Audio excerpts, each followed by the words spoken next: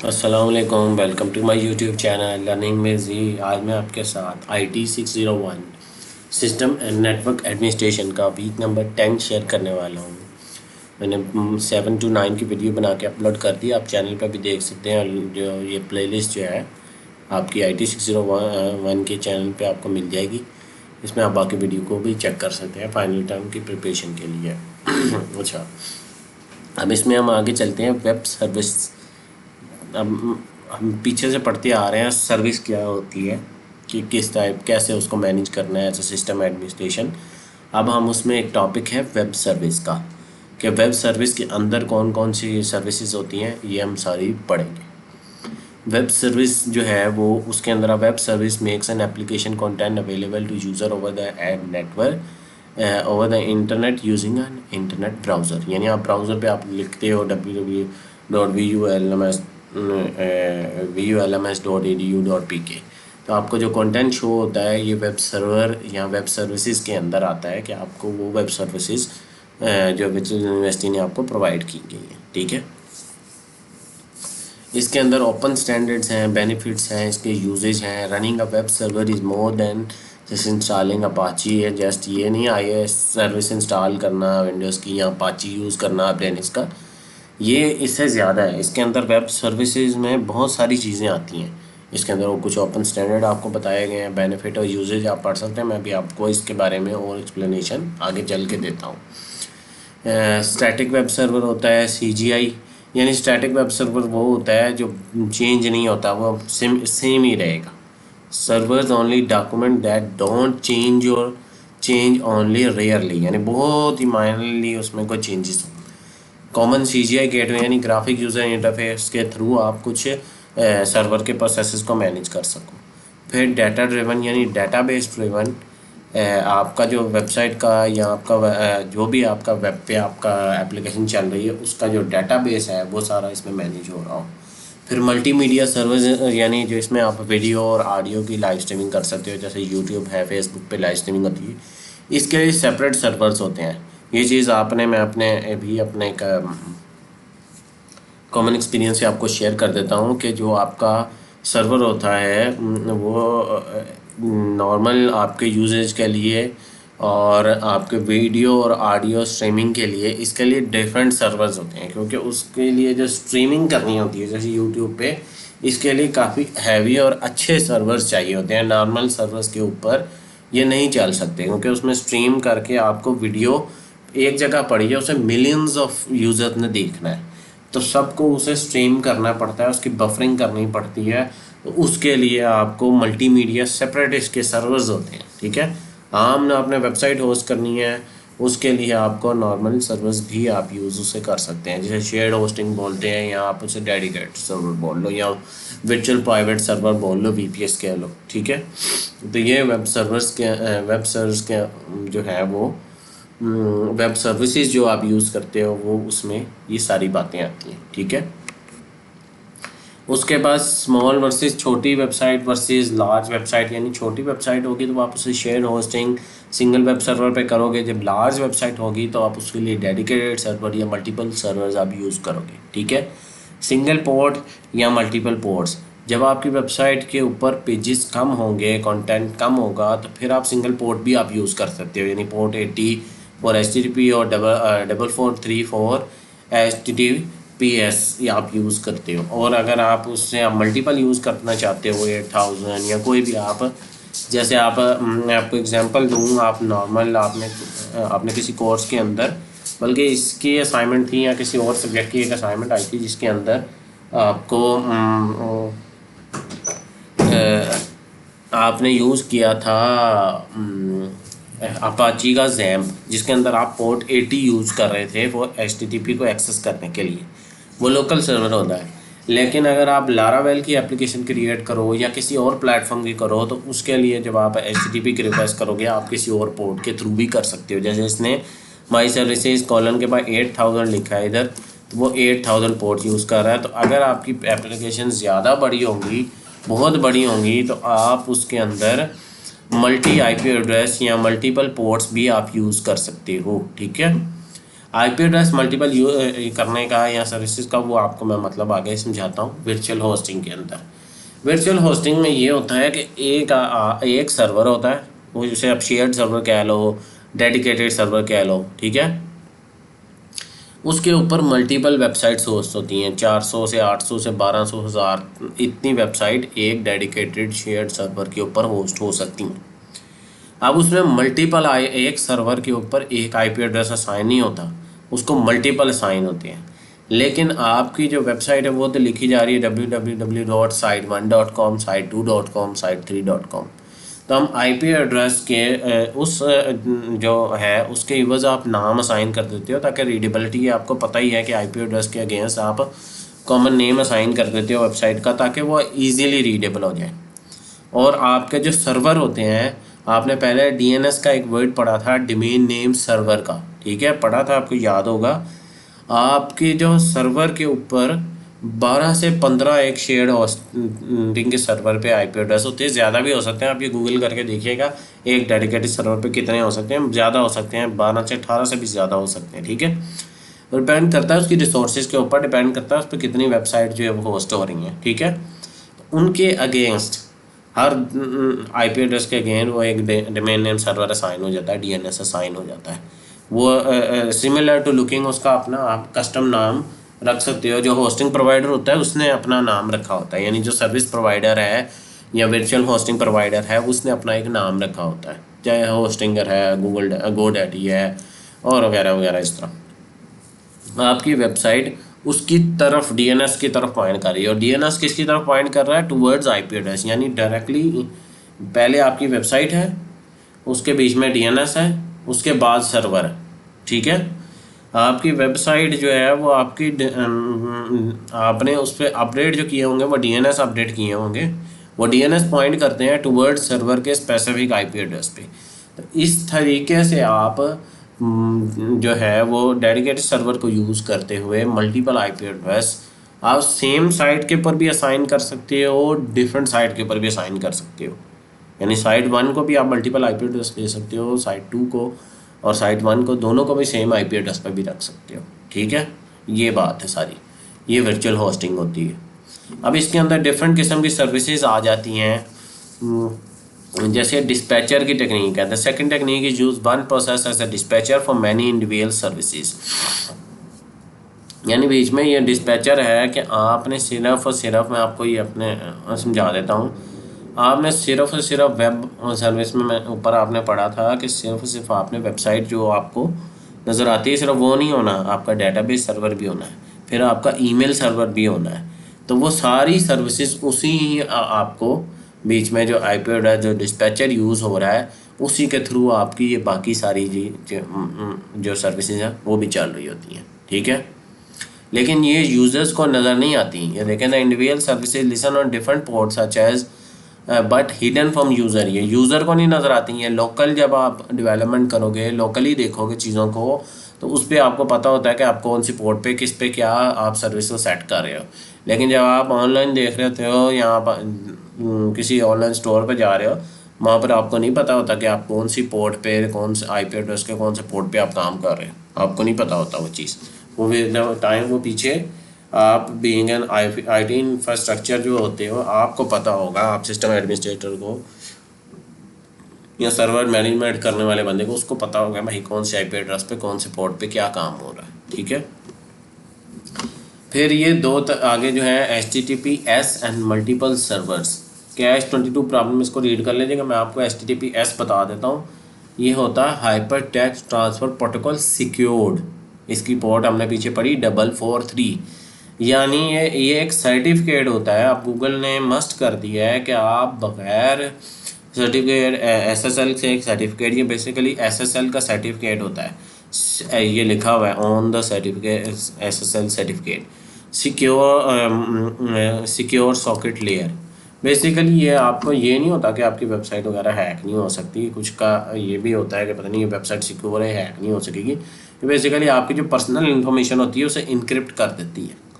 Like आपने एक website पर अपना अकाउंट क्रिएट किया है, दराज की एग्जांपल ले लेते हैं या अमेज़ोन की एग्जांपल ले लेते हैं। आप वहाँ पर एक प्रोडक्ट ख़रीदने गए, आपने अपना अकाउंट क्रिएट किया, आपने अपने आईडी का सॉरी क्रेडिट कार्ड या डेबिट कार्ड की information the, that will be encrypted.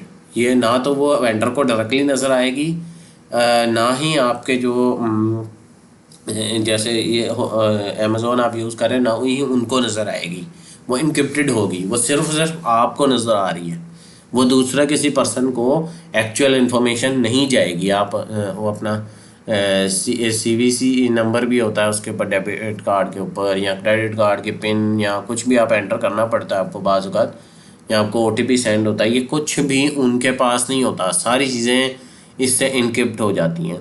तो इसमें शेयर्ड सर्टिफिकेट भी होता है, सर्वर नेम इंडिकेशन।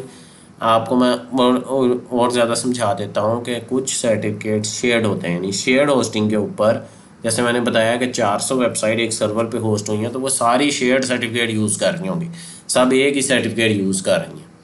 तो server name indication, the new technique is called server name indication, this allow for multiple unique certificate on same machine as would be expected. यानी वही बात होगी कि हर मशीन, हर जो आप क्रिएट कर रहे हो उसके ऊपर उसका सेपरेट SSL जो है वो आप उसकी यहाँ सेपरेट जो है वो सर्टिफिकेट आप उसको साइन कर सकते हो, क्रिएट कर सकते हो, ठीक है। उसके बाद अब web server need an SLA हमने पढ़ा कि जो है वो सर्विस लेवल एग्रीमेंट होता है, तो हर जो है वेब सर्विस का अपना SLA होता है, ठीक है, अपना एक एग्रीमेंट लिखा जाता है कि भाई ये इस तरह होगा। ये SSL का भी एक एग्रीमेंट लिखा जाता है कि ये आप उसको चेक करें। मैं आपको उसकी एक एग्जांपल अगर मैं दे सकता हूँ यहाँ पर, तो ये मैं आपको यहाँ पर देता हूँ। आप यहाँ पर ये मैंने एक सर्च करा लिया, ठीक है। अब ये ऊपर क्लिक करें तो ये connection is secured, your information for example password और credit card number is private when it is send to this site, ठीक है। ये बेसिकली वो एक एग्रीमेंट लिखा, आप लर्न मोर पे क्लिक करेंगे और यहाँ फिर आप ये सर्टिफिकेट इज़ वैलिड, तो ये वैलिड है, कैसे है सर्टिफिकेट की, पब्लिक की सर्टिफिकेट, ये सारी बातें जो हैं यहाँ पर ये लिखी हुई हैं, ठीक है। ये पब्लिक की है, यानी सबको सेम ही असाइन होती है। आप इसका कॉन्सेप्ट बाद में पढ़ेंगे या किसी और का में पढ़ेंगे। बहरहाल आपको यहाँ बताना मकसद ये है कि ये बेसिकली जो एग्रीमेंट होता है ओपन सोर्स आर्किटेक्चर हो, ये ओपन सोर्स ही होगा क्योंकि ये बताना ज़रूरी है पब्लिक को, उसको बताना ज़रूरी होता है कि हाँ जी ये इस तरह है, ये इस तरह है और ये बातें इसके अंदर ये है एग्रीमेंट साइन हुए में यूज़र को, ताकि पता हो कि भाई ये क्या काम करता है, ठीक है। उसके बाद मॉनिटर क्यों करना ज़रूरी है, be specific which web service to your monitoring, कौन सी वेब सर्विस को आपको मॉनिटर करना है और मॉनिटरिंग क्यों ज़रूरी है। मैंने हमेशा बताया कि आपको पहले भी बताया था कि मॉनिटरिंग ज़रूरी होती है, एक आँख के ऊपर दूसरी आँख होना ज़रूरी है, ताकि वो हो सकता है वो ह्यूमन एरर हर जगह पॉसिबल होता है कि ह्यूमन एरर आ जाए उधर, ह्यूमन एरर आएगा तो वो इश्यूज़ क्रिएट होते हैं। इसमें वेब सर्विसेज में भी बात वही आ गई, scaling is the only problem in internet, everything else is सब प्रॉब्लम। इंटरनेट स्टैटिक कंटेंट है, डायनेमिक है, DB ड्रिवन कंटेंट है, जो भी है स्केलिंग ही उसका आंसर है। स्केलिंग मैंने बताया था वर्टिकल होती है और हॉरिजॉन्टल होती है, ठीक है। ये दो टाइप की स्केलिंग है, ये भी पेपर में बाज़ वक़्त पूछी जाती है। Multiple machine web server scaling, यानी आप मशीन्स बढ़ाते जाओ। Two type of scaling, horizontal and vertical, ये बात आपको यहाँ पर ये बता रहा है, वही मैंने आपको बता दी कि हॉरिजॉन्टल और वर्टिकल होती है। मल्टीपल मशीन्स आप करते जाओगे तो इसका मतलब है हॉरिजॉन्टल आप कर रहे हो, वर्टिकल यानी आप रिसोर्सेज बढ़ाते जाओगे हर मशीन की, तो आप वर्टिकल कर रहे हो, ठीक है। ये बातें आपको ये सारी हॉरिजॉन्टल और वर्टिकल में सेपरेटली पढ़ाई गई हैं। How to choose scaling method, ये आपको चेक करना पड़ेगा कि भाई आपको क्या चाहिए, साइट में नीड हॉरिजॉन्टल और वर्टिकल या दोनों का कम्बिनेशन। बाज़ औक़ात ज़्यादा हैवी वेबसाइट होंगी तो उसे ज़्यादा चाहिए, ज़रूरी नहीं है कि आपको उससे इस वक्त हॉरिजॉन्टल चाहिए, हो सकता है वर्टिकल भी चाहिए।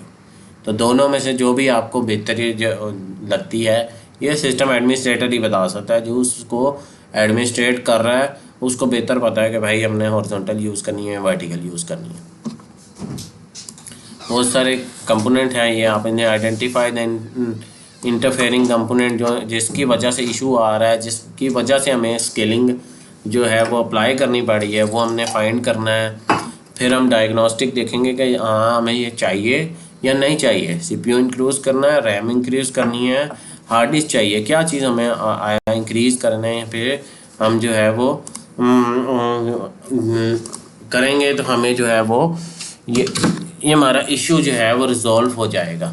ठीक है, हमें जो है वो स्केलिंग मेथड जो हम अडॉप्ट कर लेंगे। डिसाइडिंग ऑल ग्रेजुअल अपडेट्स के हमें जो है इन द फ्यूचर जो है वो हमें क्या अपडेट करने पड़ेंगे, क्या स्केलिंग मेथड अप्लाई करने पड़ेंगे, उसका भी हम जो है वो डिसाइड कर लिए पहले से इनिशियली कर लेते हैं। ठीक है, वेब सर्वर की सिक्योरिटी क्यों ज़रूरी है, बहुत इंपॉर्टेंट टॉपिक है। डिफरेंट किस्म के अटैक्स इंटरनेट पर होते रहते हैं बार बार, मनी पैसे का फ्रॉड जो होता है पैसों का, और डिफरेंट किस्म के स्कैम, और जो स्कैम ईमेल्स होती हैं, ईमेल्स के ऊपर स्पैमिंग जो होती है कि मल्टीपल ईमेल्स आना शुरू हो जाएंगी, मल्टीपल रिक्वेस्ट जनरेट होना शुरू हो जाएंगी। इसको सिक्योर करने के लिए आपको लाजमी है, जैसे आप अपने सिस्टम के अंदर एंटीवायरस इंस्टॉल करते हैं, फायरवॉल होती है आपकी कि आपका जो वो अटैक से प्रिवेंट करे और क्या चीज़ आप एक्सेस कर सकते हैं, क्या चीज़ एक्सेस नहीं कर सकते, ये फायरवॉल होती है आपके बीच में बताती है। इसी तरह सर्वर में भी फायरवॉल होती है और सर्वर में भी एंटीवायरस मौजूद होता है, ताकि आपका जो सर्वर सिक्योर है। अगर सर्वर ही मसला हो जाएगा उसमें, तो जाहिर सी बात आपकी जो वेबसाइट होस्ट हुई हुई है, वेब सर्विसेज आपने यूज़ की वो भी मुतासिर होंगी उसके हिसाब से। ठीक है, वाई सिक्योर इंटरनल वेबसाइट क्यों, क्योंकि जाहिर सी बात है ज़रूरी है। Internal web services should be secured at well, although you may trust employ of your organization, there are still several reason to practice good web server but internally. यानी जो आप एप्लीकेशन, एक वेब एप्लीकेशन आप use कर रहे हो एक college management system में, एक है उसका एक्सेस एडमिनिस्ट्रेटर के पास भी, हर टीचर के पास है या स्पेसिफिक टीचर के पास है, उनके ऊपर भी एक यानी आपने रखना है कि उनको कितना एक्सेस देना है, हर बंदे को कितना एक्सेस होना चाहिए। लाइक आप LMS, आपके जो वर्चुअल यूनिवर्सिटी में आप LMS आपको मिलता है, तो आपको जस्ट आपके अपने LMS का एक्सेस होता है, आपको किसी और का नहीं होता। आप अदर अपने ID और पासवर्ड एंटर करते हैं तो आपको अपने ही LMS का एक्सेस मिलता है। तो ये इंटरनल आता है कि आपका अपने इंटरनल जो है वो प्रॉपरली मैनेज हो रहा। आप ये ना हो कि आप एंटर किसी और का करो, ओपन किसी और का हो रहा है, ये भी इसी के अंदर आता है।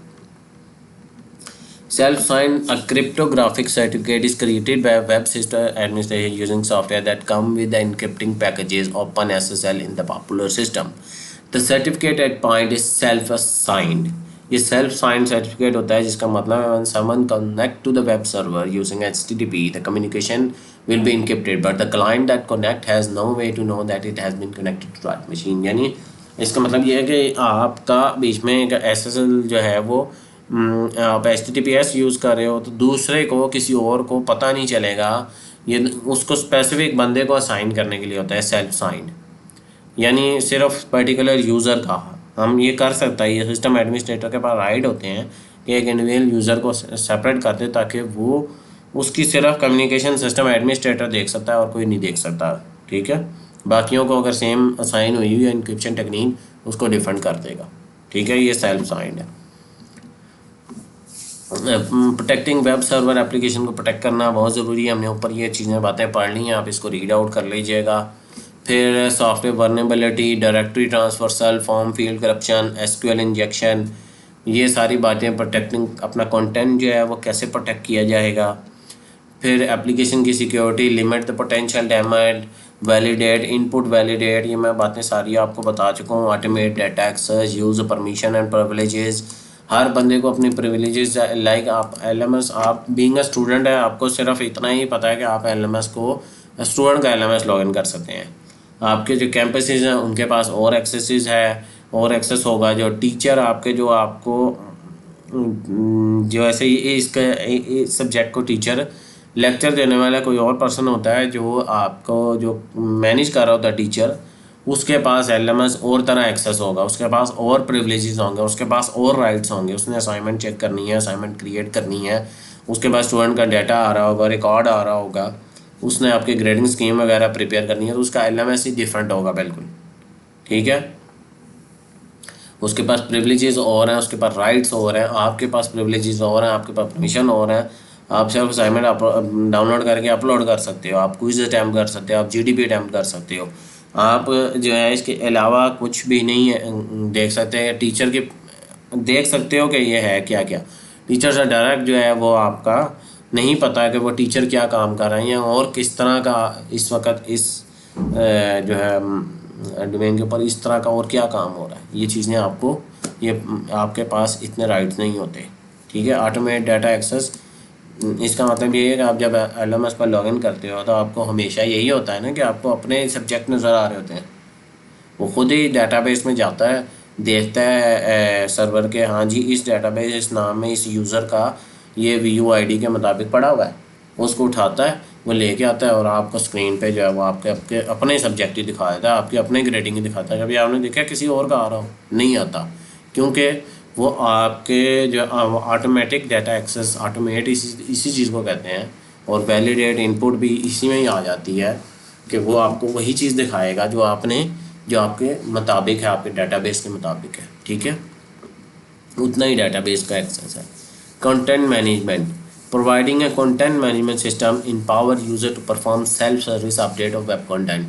आपने कहीं हो सकता है नाम सुना हो वर्डप्रेस का, वूकॉमर्स का, विक्स का, आजकल विक्स बहुत मशहूर है।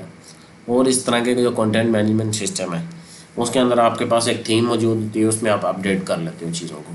तो इस तरह आपके जो आपका वेब एप्लीकेशंस भी होती हैं उसके अंदर भी कंटेंट मैनेजमेंट सिस्टम होता है। यहाँ आप अपना कंटेंट मैनेजमेंट सिस्टम से ये भी है कि आप अपने डाटाबेसेस को भी मैनेज कर सको।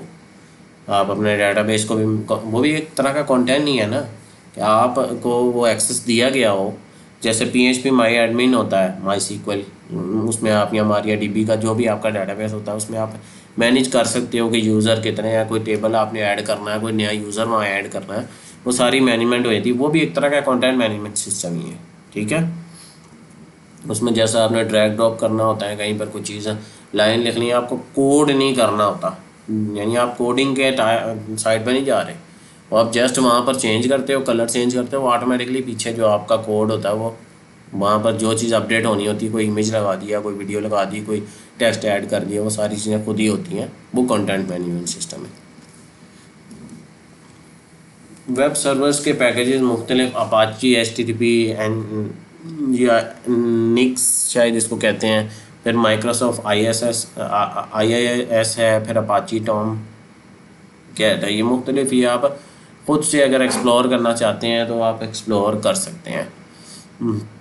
फिर उसके बाद हम आगे चलते हैं। लास्ट इसका टॉपिक जो है वीक नंबर 10 का ये दूसरा पार्ट है। उसके अंदर हम अपाची को इंस्टॉल कर रहे हैं लिनक्स पे।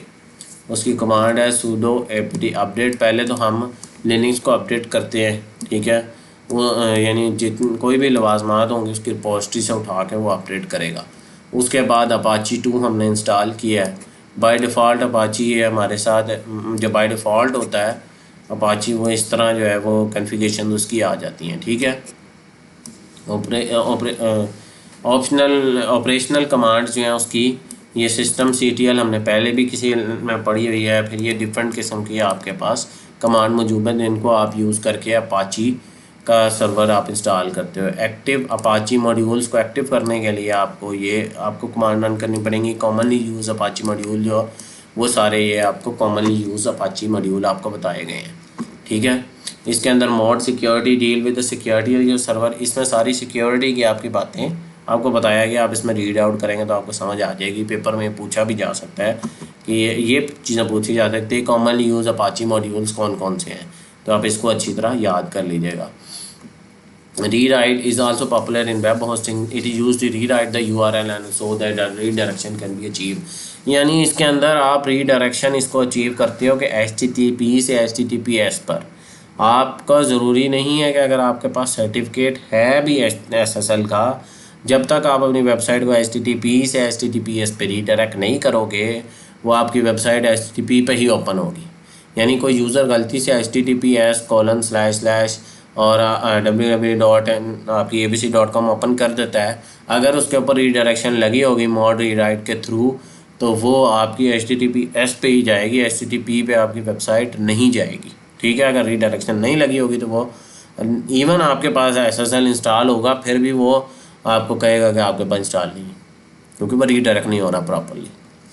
फिर mod deflate, the module is use to compress the output from web server before sending the client, it reduce the size of output file so the client can download it faster. ये बात भी आपको समझ आ रही है कि deflect करने का मतलब यही है कि वो कंप्रेस कर देगा, ठीक है। कंप्रेस करके क्लाइंट को भेजने से पहले जो है वो कंप्रेस करेगा उसके आउटपुट को वेब सर्वर के अंदर, ताकि वो फास्ट हो जाए, जो आपको तेज़ हो जाए काम, ठीक है। ये आपका जो है कंप्रेशन डॉक्यूमेंट ये यूज़ होती है सेट आउटपुट फिल्टर डिफ्लेक्ट, ठीक है। Cache mode underscore cache is an Apache module that is use for content caching, content की कैशिंग के लिए यूज़ होती है। बाकी आप इसको यूज़ करते हैं। कैशे आप जानते हैं कि कैशे जनरेट होती रहती है विद द टाइम, और मोड कैशे जो है ये और भी काम करता है कि आपकी कैशे बार बार क्लियर भी कर देता है, ताकि वो भर जाती है बाज़ औक़ात कैशे, तो वो आपका, क्योंकि आप शेयर्ड होस्टिंग पे बाज़ औक़ात होते हो तो आप उसके ऊपर अगर आपकी कैशे भर जाती है तो आपकी वेबसाइट स्लो लोड होना स्टार्ट हो जाएगी, ठीक है। Mode proxy, this is an optional Apache module, ये ऑप्शन है, ऑप्शनल है, आप इसको जस्ट रीड आउट कर लीजिएगा कि आप प्रॉक्सी ये होती है the module implement gateway for Apache server, the implement many commonly use protocol and many load balancing algorithm जो है वो कर देता है। This enable a feature a set of module will need to be loaded on to server, this include mod proxy balancer, one or proxy scheme or protocol module. यानी proxy होती है कि आप एक्चुअल में कुछ और होता है लेकिन आप उसे लिखते कुछ और हो, ठीक है, दिखाते कुछ और हो, या आपको दिखता कुछ और है, एक्चुअल में होता कुछ और है। फिर SSL है mode, SSL also is an optional module of Apache, ये भी ऑप्शनल है कि इसमें आप SSL इनेबल करने के लिए SSL या TLS या TLS की टूल किट दोनों की, तो इसके लिए आप यूज़ करते हो। ये ऐसी चीज़ें आप याद कर लिया करें कि अपाची का वर्जन 3 जो है वो कब आया था, ये MCQs में पूछी जा सकती है। अच्छा, लास्ट टॉपिक है इसका HT-access फाइल जो है ये बहुत सारी चीज़ें के लिए यूज़ होती है, ठीक है। उसके जो HT-access जो है या यूजेज क्या है, managing IP address, block visitor by reference, redirecting traffic. आपने पेज पे फॉर एग्जांपल आपने कोई error page, custom error page generate कराना है। ये कस्टम एरर पेज जनरेट कराने के लिए आप उसका कंटेंट तो लिख दोगे, लेकिन आपको HT-access फाइल के अंदर बताना पड़ेगा कि अगर ये इस तरह का एरर आए तो ये पेज शो हो। या रीडायरेक्ट ट्रैफिक आप करते हैं कि कोई आपने पेज अंडर मेंटेनेंस हो और आप चाहते हो कि यूज़र यहाँ विज़िट ना करे, अभी इस पे काम चल रहा है, तो आप उस पर HT-access फाइल में अपडेट कर देते हो, वो रीडायरेक्ट हो के जो है वो उस पेज पे चला जाता है। या फिर आपको स्पेसिफिक यूज़र ब्लॉक करना हो, ये सिक्योरिटी के लिए आप यूज़ होता है कि कई जो है वो हैकर जो है वो अटैम्प्ट कर रहे होते हैं हैकिंग की स्पेसिफिक IP एड्रेस से, तो आप उस IP एड्रेस को ब्लॉक कर दो तो वो फिर एक्सेस ही नहीं, वेबसाइट उनके पास खुलेगी नहीं। यानी सर्वर बाज़ का किसी यूज़र को भी कर देता है कि अगर आप कोई स्पैम एक्टिविटी करो, स्पैम एक्टिविटी ये होती है कि आप बार बार कोई रेपिटेटिव कोई रिक्वेस्ट जनरेट करा रहे हो, एक ही चीज़ बार बार कार्ट में ऐड करी जा रहे हो किसी ऑनलाइन स्टोर में, तो वो आपको ब्लॉक कर देता है। या मैं आपको इसको एग्जांपल देता हूँ कि आप अपने LMS को जब आप लॉगिन करते हो तो आप अगर पासवर्ड 5 दफ़ा गलत करो तो वो आपको ब्लॉक कर देता है। बेसिकली आपको टेम्परेरली HT-access फाइल आपकी अपडेट हो जाती है, उसमें आपका IP एड्रेस चला जाता है, वो आपको ईमेल आ जाती है, आप ईमेल पे आपको वेरीफाई करना पड़ता है, जब तक आप वेरीफाई नहीं करते वो नहीं निकालता। लेकिन कभी कभी ऐसे भी होता है, उसका स्पेसिफिक टाइम होता है, उसके बाद आप LMS लॉगिन करते हो, वो 10 या 15 मिनट बाद तो आपका LMS लॉगिन हो जाता है। तो ये ब्लॉक विजिटर बाय रेफरेंस जो है ये उसकी एग्जांपल है। IP एड्रेस को मैनेज करना, रीडायरेक्शन लगाना, और भी बहुत सारे इसके अंदर HT-access के अंदर काम है। अगर आप इसको ये यहाँ पर पढ़ भी सकते हैं, एक्सप्लोर करना चाहते हैं, being online system administration, website manager या वेब सर्विसेज को, तो फिर HT-access फाइल को लाजमी कीजिएगा। इसमें बहुत ज़्यादा इसके यूज़ हैं। इसकी मुझे याद है इसकी असाइनमेंट भी आई थी आपको HT-access फाइल की, इसके सब्जेक्ट की, तो उसको भी ज़रूर देखिएगा कि उसमें भी काफ़ी सारे यूजेज आपने इसके किए हैं। ये सारे आलमोस्ट प्रैक्टिकल किए थे। अच्छा जी, मिनिमल बेसिक ये उसी का ही पार्ट है। Use to bind Apache to specific IP address port और सर्वर नेम, यानी listen allow you to bind Apache to specific, यानी फला आईपी एड्रेस या पोर्ट नंबर को सुनने के लिए लिसन का कीवर्ड यूज़ होता है। ये वो बात बता रहा है कि ये एक ऐसी कॉन्फ़िगरेशन जो आपको पता होनी चाहिए। बीइंग अ डेवलपर आपको पता होनी चाहिए। आपने अपना अगर सर्वर नेम या आईपी एड्रेस उसको असाइन करना है, यानी आपने ABC:8000 पोर्ट यूज़ करे, आपकी 8000 पोर्ट स्पेसिफिक ये आईपी एड्रेस यूज़ करे, या ये नेम हो आपका सर्वर का नाम या आपकी वेबसाइट का नाम, तो वो भी आप कॉन्फ़िगर कर सकते हैं। ठीक है।